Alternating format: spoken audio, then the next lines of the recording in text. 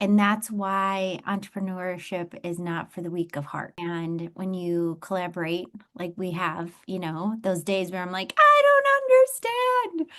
And then you're like, Mags, you're making this harder than it needs to be. And I'm like, really? Well, because you're in it, like there's a different elevation of conversation and you're leaving behind. And that's why some people never choose into this.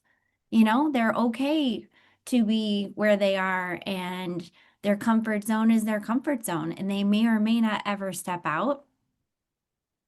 And yet that willingness to step out and have a conversation, a hard conversation with an adult man, that you didn't necessarily know, but how special it was from the experience because you see things differently when you have stepped out of the box because Yeah. it gives you a bigger peripheral view, and maybe it's just a little tiny step. Sometimes it's a giant freaking leap and you just went into a freaking hole.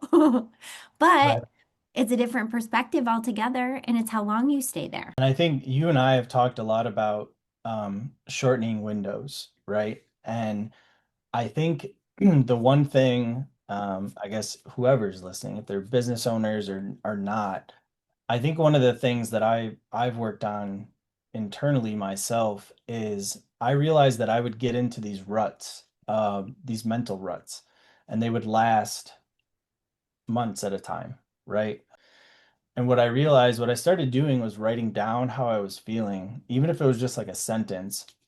And I was able to start to track those ruts that I was in, those mental ruts. And one of the biggest things that I tried to focus on was I understood that at no point in time can I be happy all the time. But I did realize that I have the ability to shorten those windows.